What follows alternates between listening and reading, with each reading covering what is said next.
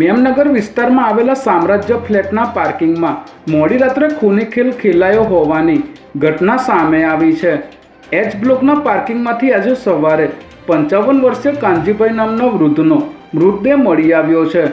Security ગાર્ડના નિવેદન મુજબ રાતના સમયે કોઈપણ અજાણ્યો શખ્સ સોસાયટીમાં આવ્યો ન હતો, જેથી પોલીસ દ્વારા ફ્લેટમાં રહેતા જ કોઈ વ્યક્તિએ હત્યા કરી હોવાની દિશામાં તપાસ કરવામાં આવી રહી છે। અજાણ્યા વ્યક્તિએ માથાના ભાગે બોથડ પદાર્થ મારીને કાનજીભાઈની હત્યા કરી હોવાને પગલે પોલીસે સીસીટીવી ફૂટેજ તપાસવાની કાર્યવાહી શરૂ કરી છે।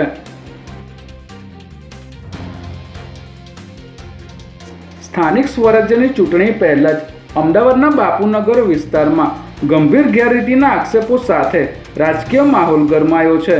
સ્થાનિક સ્વરાજ્યની ચૂંટણીમાં ફરજ બજાવતા હોમગાર્ડ જવાનો માટે બાપુનગર, સરસપુર અને ગોમતીપુરના જવાનોને સાંજે 5 વાગ્યા પછી મતદાન કરવા જણાવાયું હતું, પરંતુ મોડી સાંજે જ્યારે કોંગ્રેસના ઉમેદવાર નાગજી દેસાઈ સમર્થકો સાથે ત્યાં પહોંચ્યા ત્યારે મતદાન મથક પર કોઈપણ ચૂંટણી અધિકારી હાજર ન હતા અને બેલેટ પેપર કોઈપણ સુરક્ષા વિના ખુલ્લા કવરમાં જોવા મળ્યા હતા, જેથી કોંગ્રેસના સમર્થકોએ હોમગાર્ડ ઓફિસની બહાર જ રામધૂન બોલાવી ધરણા શરૂ કર્યા હતા।